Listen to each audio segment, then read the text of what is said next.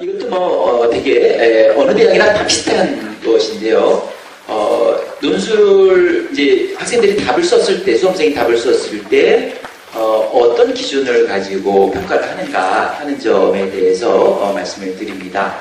가장 중요한 것은 우리가 채점할 때 제시문 읽기를 통한 문제 발견 및 해석 능력입니다.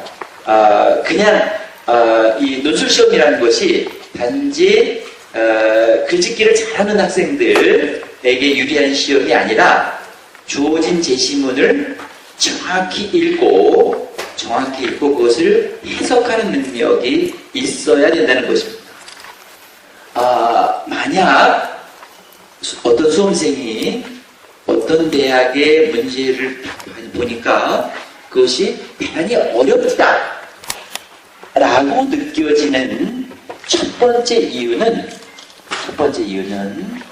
그 수험생이 지금까지 초등학교 때부터 중학교, 고등학교까지 공부하는 과정에서 어떤 글을, 어떤 책을 본인이 직접 읽고 요약하고 분석하고 해석하고 이런 경험이 많지 않기 때문이라고 생각하시면 됩니다. 다시 말씀드리면 지금까지 공부하면서 선생님께서 아주 잘 요약된 파워포인트, 파워포인트 관련해서 이런 문장이 있죠. PowerPoint is too powerful. 너무나도 파워풀한 파워포인트를 탁탁 보여주시면서 공부를 가르치시죠.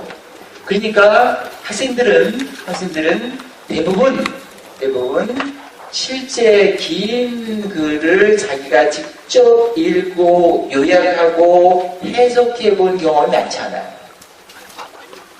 이런 공부 습관이 논술 문제를 대했을 때 그것도 조금 다소 긴 문장이 나오는 문제를 대했을 때 어렵다. 이런 느낌을 주는 거예요. 그렇기 때문에 논술을 준비하는 가장 중요한 그리고 가장 기본적인 연습은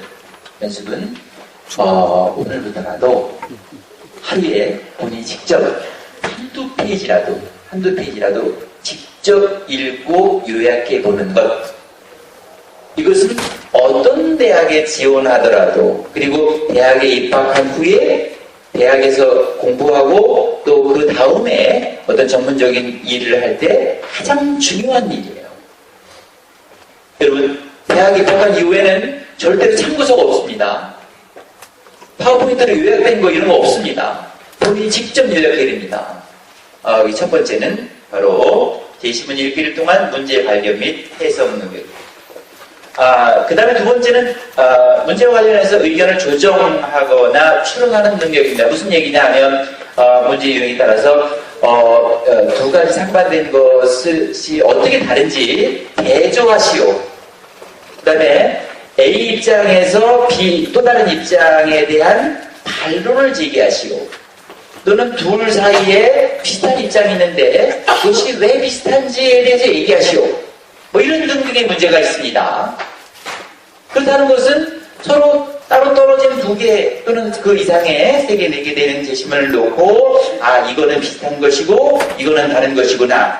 또는 이것은 A는 결과이고 B는 그 결과가 일어나게 한 원인인데 이 원인이 이 결과를 낳는데 필요하고도 충분한 조건인가 아니면 다른 조건들이 있는가 이런 거에 대해서 따져봐야 돼요.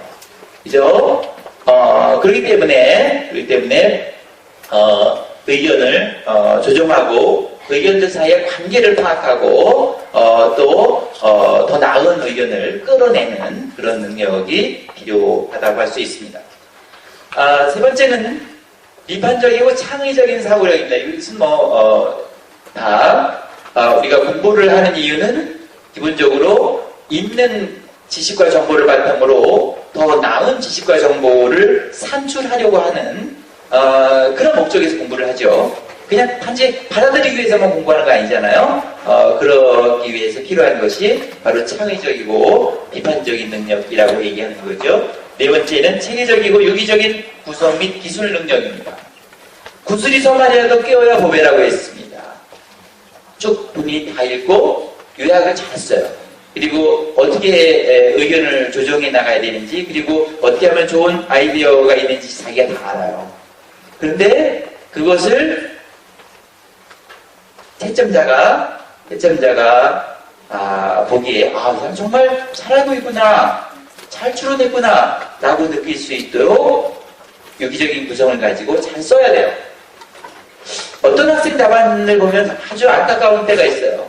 이 학생이 분명히 잘 알고 있는 학생이에요. 그런데 제대로 쓰지 못해서 안타까울 때가 있는데요.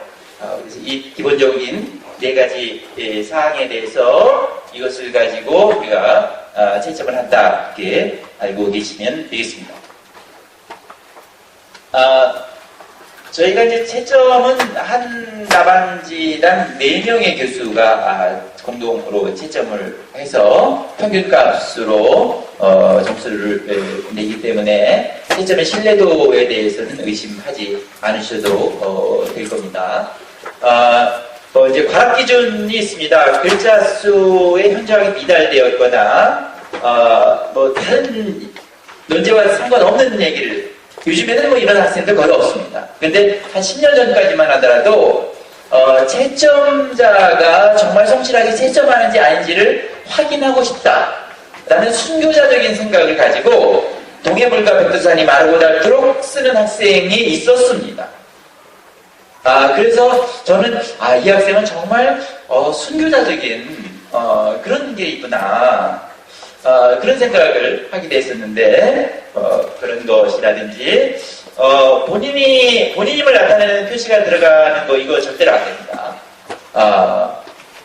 이거 짜고 칠 수도 있기 때문에 이런 표시가 있으면 안 되고요. 이건 당연히 내용이 보시라면 안 되겠죠. 이런 것들이 기본적인 전제고요.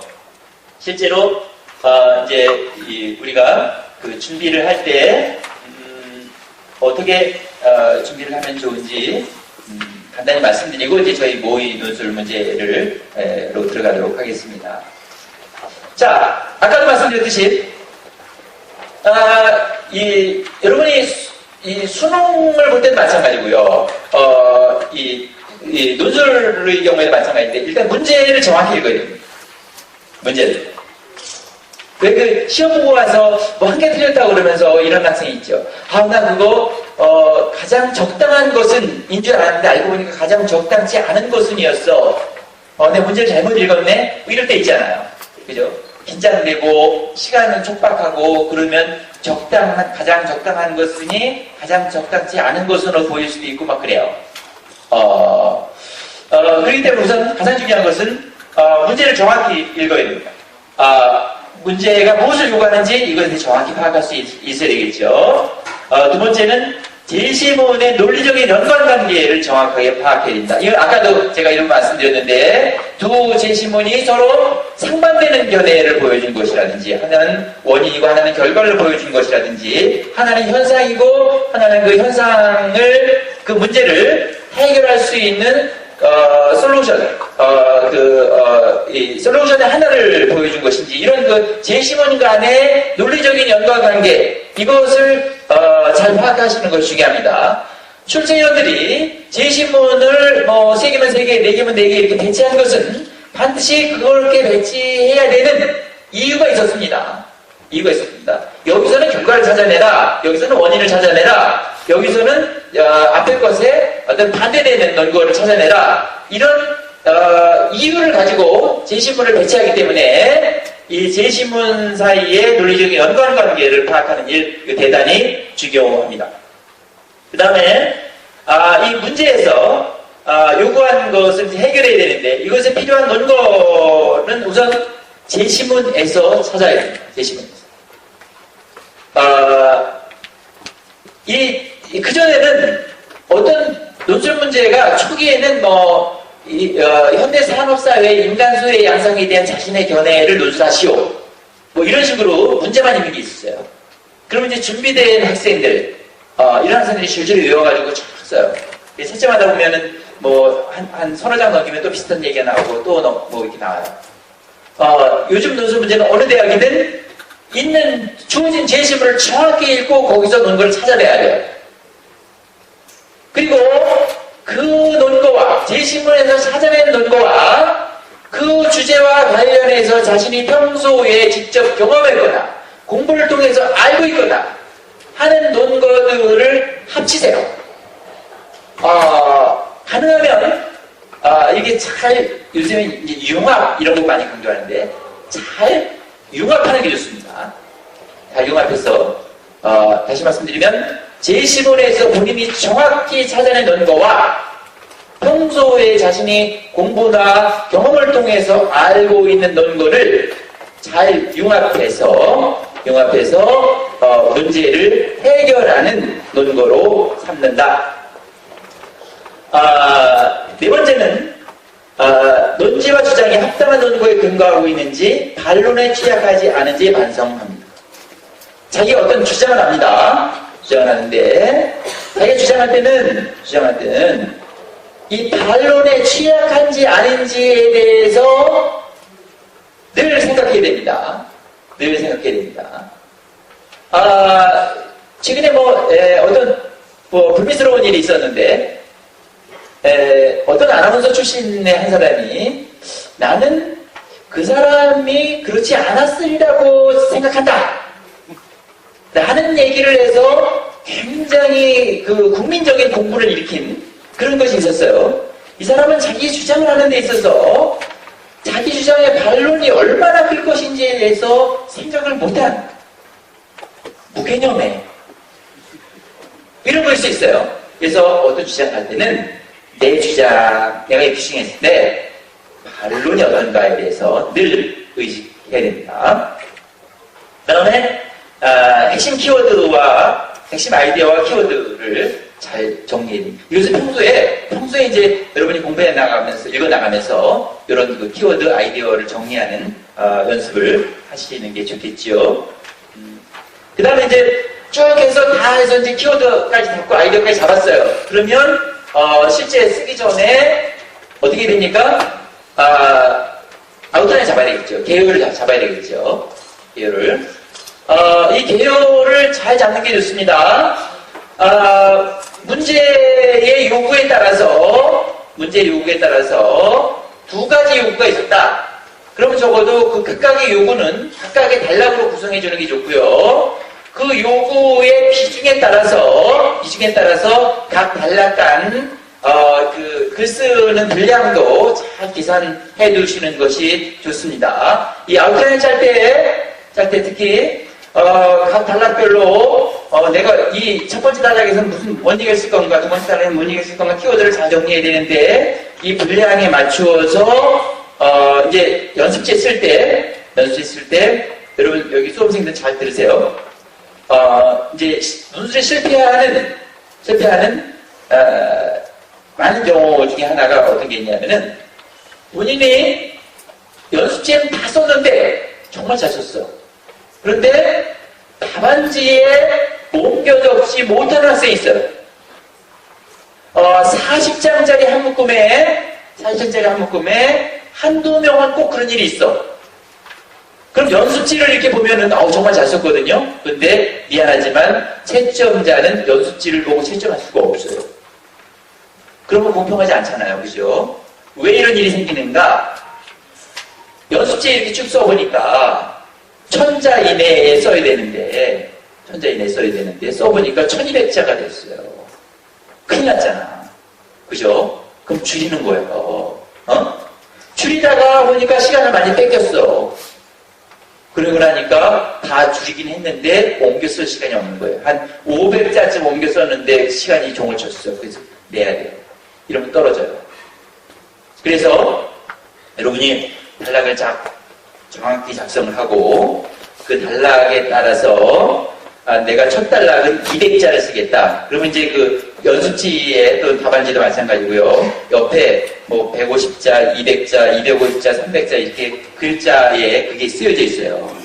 그러면은 여러분이 눈으로 아웃라인을 다 짰으면 눈으로 내가 여기부터 여기까지는 이런 얘기를 써야지. 여기부터 여기까지는 이런 얘기를 써야지. 눈으로 한번 쓰는 거예요. 원구지를 쭉 따라가면서, 그러는데 한 5초나 10초쯤 걸리거든요.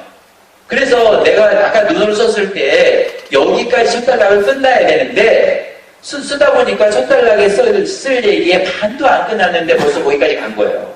그럼 뭔가 자기가 잘못하고 있는 거죠. 그죠? 그럼 그 시점에서 바로 과감하게 첫 단락부터 줄여서 가셔야 돼요. 그렇게 하면 자기가 쭉 썼을 때 천자 안에 자기가 써야 될 얘기를 다 쓸 수 있어요. 그렇게 안 가면은요, 앞에 이렇게 하다가 뒤에 정작 써야 할 얘기를 다 못 써. 인간은 무의식적으로 내가 살아남아야 되겠다는 게 있거든요. 그래서 뒤에 한 800자쯤 썼는데 200자밖에 여유가 없잖아요. 그러면 200자 안에 끝내야지 이런 게 있어. 그렇기 때문에 써야 될 얘기를 그때 과감하게 생략하는 거예요. 그러면 알맹이가 빠지고 앞에 쓸데없는 서두가 늘어나게 되거든요. 이런 것들은 뭐냐면 태산명동의 서일필 이런 게 될 수 있어요. 그러면 안 되거든요. 채점자들이 제일 싫어하는 거가 이런다 말이야. 앞에 확 기대하게 해놓고 얘 괜찮은 것 같아. 얘 들어오면은 내가 열심히 가르쳐야지. 이렇게 잔뜩 기대하게 해놓고 정작 읽어보면 없는 거야. 너무 헛다래요. 이런 거. 이게 뭐냐면은 분량 조절에 실패한 것이기 때문에 이 효율적인 대유를 작성할 때 각 단락별로 분량을 생각하는 게 좋다. 그 다음에 저희가 이제 두 개의 유형이 있는데 1번 같은 경우는 그냥 본론부터 쓴다 이렇게 생각하시면 좋아요. 2번은 이렇게 서론을 써도 좋은데 천자에서 이렇게 이상적인 서론 이렇게 쓰기 어려워요. 그런 거 생각하시고 그 다음에 8번째, 9번째는 당연한 얘기를 제가 적어놨습니다. 발명이가 분명하고 내용이 탄탄한 본론을 쓴 다음 자신의 주장을 분명히 하는 결론을 쓰는 것이 좋습니다. 근데 주장이 분명해야 돼. 채점하다 보면 이런 학생들이 있어요. 아주 사려 깊은 학생이 있죠. 이 문제는 이렇게 생각할 수도 있고, 또 그런가 하면 이렇게 생각할 수도 있고, 이렇게 생각할 수도 있고, 이렇게 생각할 수도 있다. 이렇게 굉장히 아주 복합적이고 중충적인 생각을 펼치는 학생들이 있어요. 그런데 이 학생은 정말 앞으로 공부를 열심히 하면 아주 이렇게 깊이가 있는 철학자가 될 수 있겠구나 하는 느낌을 주긴 하지만 이 논술 답안에서 좋은 답이라고 보기는 어려워요. 그렇기 때문에 문제가 요구하는 것에 대해서 자신의 주장을 분명히 하는 그런 글쓰기를 하는 것이 좋겠다는 말씀을 다시 드립니다. 분량을 지키는 거, 이건 아까도 말씀드렸지요. 자, 이제, 이 예시 문제를 한번 같이 보도록 하겠습니다. 이 문제는 여러분 가지고 계시는 가이드북에 들어있습니다. 지금 시간상 이것을 다 읽어가면서 할 수는 없고요. 제가 그냥 키포인트만 말씀드릴 건데, 여러분 돌아가셔서, 천천히 읽어보시고, 하면은, 이렇게 문제가 그 제시문을 정확히 읽어내면 해결할 수 있는 그런 문제라는 것을 확인하실 수 있을 겁니다. 자, 첫 번째 문제입니다. 이건 800자 내지 1000자에서 해결해야 될 문제인데요. 다음 제시문 가의 논지를 파악하고 제시문 나에서 추출한 논거를 활용하여 가에 대한 반론을 제기하라. 이런 문제를 줬는데요. 첫 번째, 요 뒤에, 제가 해설이 있기 때문에, 이 문제는, 이제, 문제 자체가 2가지 또는 3가지의 요구가 있습니다. 일단, 가의 논지를 파악해야 돼요. 그 다음에, 가에 대해서, 이제 가는 어떤 주장을 하고 있는데, 어떤 의견이 있는데, 가 의견에 대해서 반론을 제기하는 거예요. 반론을 제기하는 건데 반론을 제기할 때 어떻게 해? 나에서 논거를 찾아서 그것을 바탕으로 가에 대해서 반론을 제기하라 하는 겁니다. 그러면 이제 이 세 가지 요구가 반영이 되어 있어야 하는 겁니다. 첫 번째 제시문은 뭐냐면, 우리가 이제 다 아는 거지만, 과학기술이 발전했어요. 그것에 따라서 예전에는 5시간에 해야 될 일을, 1시간 안에, 30분 안에 끝낼 수 있어요. 이 가령 어느 잡지사 기자라고 생각해 봅시다. 원고를 받으러 예전에는 직접 필자한테 가서 찾아가서 인사드리고 받아왔어야 했어요. 그러면 왔다 갔다 하는 시간 3시간 걸릴 수도 있어요. 지금은 필자가 이메일로 원고를 직접 보내줘요. 그러면 3시간을 줄일 수 있어요. 그죠?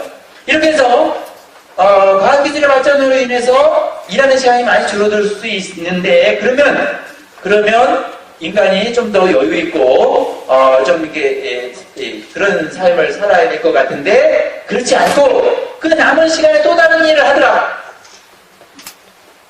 이런 얘기예요. 이런 얘기를 가에서 하고 있는 겁니다.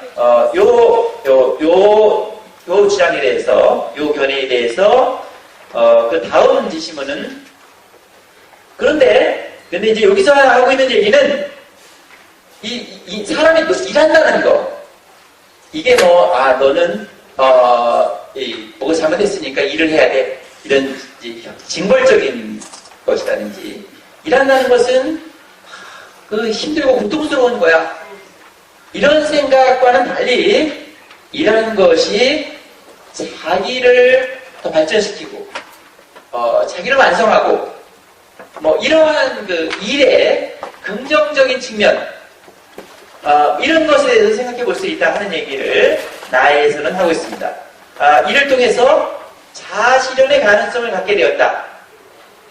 그러니까 일하는 시간이 많다는 것이, 고통을 지불하는 시간이 많다는 것과 같게 생각할 필요만은 없다 하는 얘기를 하고 있는 제시문이고요.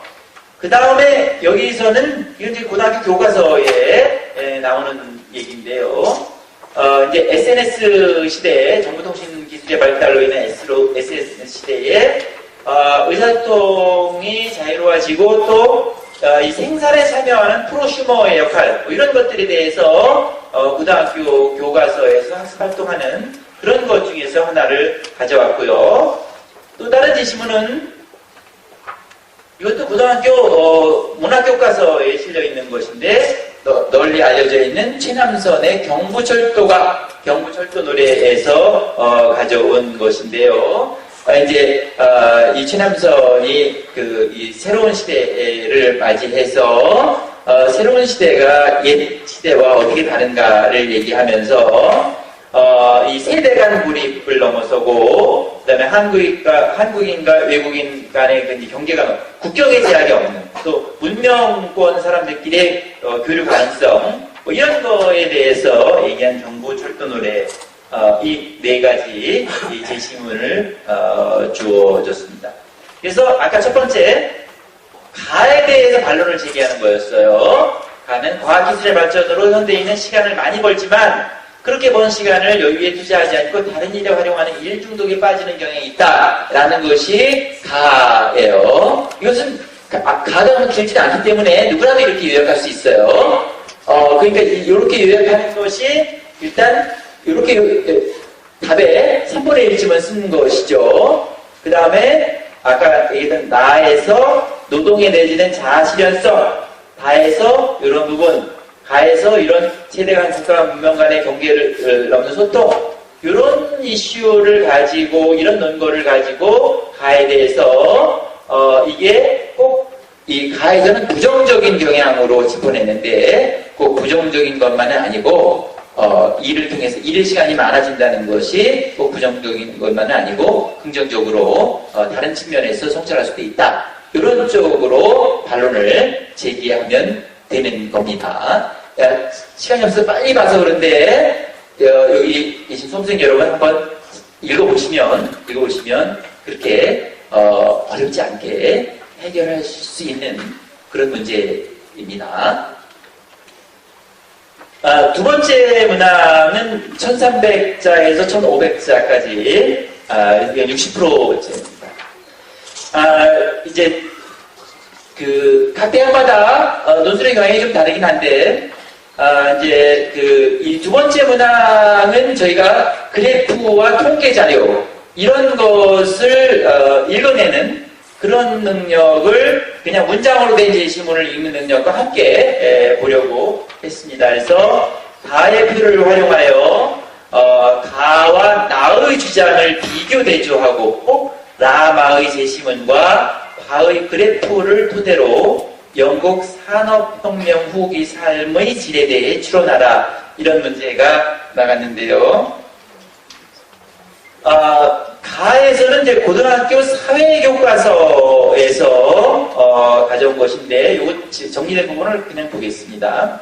가에서 이거 이제 사회교과서에, 이게 사회교과서도 이제 여러 출판사에서 나온 게 있는데요. 이게 출판사는 다르더라도 그 교과서가 담고 있는 내용, 교육체제, 이런 것은 똑같거든요. 그러니까 이제 이것은 경제적인 수준과, 경제성장과 삶의 질의 관계에 대해서 학습하는 그런 단원이에요. 그래서 이 교과서에서 얘기하는 것은 삶의 질 향상의 전제 조건으로 경제성장에 대해서 얘기하고 있어요. 우리 조상들도 그런 얘기 했죠. 곳간에서 인심난다. 그랬어요. 그래서 기본적으로, 그래서 좀 곳간이 있어야, 곳간이 좀 채워져 있어야, 이렇게 내가 먹기도 하고 남한테 인심도 쓸 수 있고, 그렇다는 얘기인데, 경제성장을 통한 국민소득 증대는 일반적으로 절대 빈곤을 감소시키고, 평균 수명을 연장하고, 교육 수준을 향상, 이런 것을 하기 때문에 이제 삶의 질에 여러 가지로 긍정적인 영향을 미칠 수 있다 하는 얘기를 여기 교과서에서 하고 있습니다. 두 번째는 이것도 사회교과서에 있는 것인데, 가하고는 조금 다른 얘기를 하고 있습니다. 국내 총생산과 경제성장의 관계를 이제 하면서, 근데 이게 국내 총생산이 그리고 경제성장의 지표가 다 담고 있지 못하는, 이제 복리후생이나 인간 삶의 질이나 이런 문제와 관련해서 그 지표가 다 담고 있지 못하는 측면들이 있다. 이런 것들에 대해서 얘기하고 있는 겁니다. 이를테면 환경오염이라든지 범죄라든지 교통사고라든지 이런 여러 가지 삶의 질과 관련한 이런 지표들을 국내 총생산이나 경제성장 지표나 이런 것들이 다 반영하고 있지 못하기 때문에 인간 삶의 질을 얘기할 때 단지 국내 총생산이나 이런 것만 가지고 얘기하기는 어려운 측면이 있다 하는 점을 이 고등학교 사회교과서에서 얘기하는 겁니다. 이 세 번째 다에 제시된 표는 뭐냐면 이쪽에 보면은요 1인당 GDP가 있어요. 1인당 GDP 이제 어느 정도 구매력이 있느냐 이런 그런데 이쪽에는 인간개발 지수라는 게 있어요. 이게 이제 유엔이 따로 개발한 지수인데 이것은 경제적인 문제를 포함해서 인간 삶의 질과 관련한 다양한 지표들을 포함해서 이렇게 봤을 때 노르웨이가 1위인데 여기 보면 순위 차이가 4가 돼 있어요. 이렇다는 것은 1인당 GDP로 치면은 노르웨이는 전체 중에서 세계 중에서 GDP의 순서는 5위예요. 그런데 인간개발 지수는 1위예요. 그렇다는 것은 그런데 이제 여기 보면은 이게 만약에 경제적인 요소와 인간 삶의 질이 1대1로 대응한다면 이 순위차가 발생하면 안 돼요. 그렇겠죠? 제일 잘 사는 나라가 삶의 질도 제일 높다면 이게 0이 돼야 돼요. 차이가. 근데 이 차이가 4, 20, 16, 마이너스 13 이렇게 차이가 난다고요. 이 순위차를 1인당 GDP와 이 인간개발지수의 차이, 그 다음에 인간개발지수를 이렇게 포함되는 뭐 수명이라든지 문자 해독률이라든지 뭐 총 취약률이라든지 이런 통계 자료를 가지고 이 순위 차이의 의미가 무엇인지를 읽어내면 되는 문제입니다. 그 다음에 이 나는 뭐냐면은 이제 최근에 이제 경제학에서 관심 중에 하나는 이 경제적인 수준이라든지 이런 삶의 질이라든지 이런 문제와 관련해서 그러니까 사람의 키, 신장, 체중, 뭐 연령별 성장 속도 이런 것들이 이 영양 상태 이런 것과 관련된다는 얘기를 하고 있어요. 그러니까 어려서 잘 못 먹고 뭐 이렇게 아프리카나 이런 데 보면은 애들 아주 키 작고 뭐 이런 애들 있잖아요. 잘 못 먹으면. 그런 것에 대해서 얘기한 그런 질문이고요. 그 다음에 말은 뭐냐면은 찰스 디킨스의 올리버 트위스트라는 소설의 한 대목입니다. 이 대목은 이제 어린아이가 뭐 매질당하고 잘 못 먹고 뭐 이런 얘기예요. 근데 이제 요것이 산업혁명기의 얘기라는 것이 직접적으로 나와 있지 않은데, 문학이라든지 여러 교과에서 찰스 디킨스를 이 산업혁명기의 상황을 묘사한 작가로 알려져 있고, 그래도 또 혹시 못 믿어서 여기에 영국 1837년 이 발표된 연도를 적어놨어요. 그래서 수험생들이 이제 1760년부터 산업혁명이 시작되잖아요.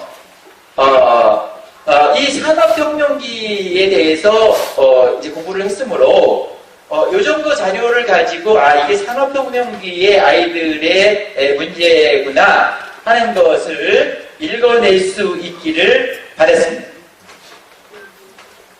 그 다음에 이 그래프는 뭐냐면은 이 그래프는 1800년 요때부터 요게 이제 요거는 실질 임금이거든요. 실질 임금이 1800년부터 1850년 이때까지 실질 임금이 증가하는 추세를 보여요. 그런데 이제 이 점선은 뭐냐 하면은 성인 남성 평균 신장이에요. 평균 신장. 그런데 임금은 이렇게 쭉 늘어났는데 평균 신장은 어때요? 줄어들죠. 이게 뭘 의미하겠는가 하는 것을 이제 찾아내도록 하는 그런 거였습니다. 그래서 아까 우리가 이제 간단히 봤지만 나에서는 이제 신장은 어린 시절의 영양결핍, 아동노동, 질병 환경에 노출 정도를 보여주는 지표다. 그 다음에 다는 영국 산업혁명 당시 육체적 노동과 배고픔에 시달리던 아이들 소설이었죠. 라는 산업혁명 뒤에 실질 임금은 증가했지만 성인 남성의 평균 신장이 줄어들었음을 이제 확인할 수 있는 그런 그래프인데요. 그래서 이것을 봤을 때 이 산업혁명기에 개인의 평균적인 삶의 질은, 그러니까 소득은 늘어났지만 삶의 질은 소득이 늘어나는 것에 비례해서 늘어나기보다는 반비례하는 경향을 보였다 하는 것을 찾아내면 되는 그런 제시문입니다. 그래서 이제 아까 이제 그래프 같은 경우도 그렇고 이제 이거는 여러 가지 그 요소들의 상관관계들을 잘 고려해서 논의를 하는 것이 좋습니다. 지금까지 쭉 말씀드렸지만 서울대학뿐만 아니라 다른 어떤 대학에 가서 시험을 보시더라도 논술 시험에서는 논제와 출제 의도를 정확하게 파악을 하는 것이 가장 중요합니다. 어떤 다른 대학에 보면 제가 참 친절하죠. 왜 다른 대학까지 신경을 쓸까? 왜냐하면 여기 오는 수험생들이 다른 대학 시험을 볼 수도 있으니까. 어떤 대학은 문제가 제시문에 뒤에 나와 있는 문제도 그런 대학도 있어요. 그런 경우에도 재신문을 읽기 전에 문제를 먼저 읽어요. 재신문을 왜 읽느냐? 문제를 해결하기 위해서 재신문을 읽는 거예요. 그죠? 근데 서강대학교는 친절하게 문제를 맨 앞에 놨으니까 당연히 문제를 먼저 이렇게 돼 있는데 그렇습니다. 그래서 논제와 출제 의도를 정확히 파악하는 것이 중요하고요. 그 다음에 요약하기. 이 요약하기를 위해서는 아까도 말씀드렸다시피 여기 있는 수험생 여러분 그리고 학부모님들은 집에 돌아가서 꼭 이렇게 말씀해 주세요. 한 페이지라도 직접 읽고 요약해보는 것이 중요하다. 가령 어느 한 30분 정도 내서 직접 읽는 거예요. 요약해봐요. 그 다음에 학교에 오고 가고 할 때 요약한 키워드를 바탕으로 그 문제에 대해서 나라면 어떻게 더 좋은 아이디어를 발전시킬 수 있겠는가 하는 것을 학교 오갈 때 물론 피곤해서 이렇게 잠자고 그러겠지만 잠자다 문득 깨어날 때 화장실에 가 있을 때 이럴 때라도 아이디어를 자꾸 이렇게 발전시키는 연습을 평소에 하는 게 좋습니다. 그게 그 논술 준비의 가장 키포인트라고 저는 생각해요. 그래서 이제 이것도 다 아까 말씀드린 것이고요. 이런 식으로 하면 여러분이 어느 대학에 가서 시험을 보시더라도 이렇게 원하는 만큼 시험을 잘 보실 수 있지 않을까 싶습니다. 저희 서강대학교는 아까 말씀드린 것처럼 두 문제를 가지고 수험생들의 역량을 평가해서 저희와 더불어 이 21세기를 선도해 나갈 그런 인재를 선발하고자 합니다. 여기 계신 수험생 여러분 그리고 학부모님의 자녀들 모두에게 영광이, 은총이, 자비가 그리고 함께하기를 드립니다. 고맙습니다. 네, 높은 희망해주신 우찬재 교수님께 큰 박수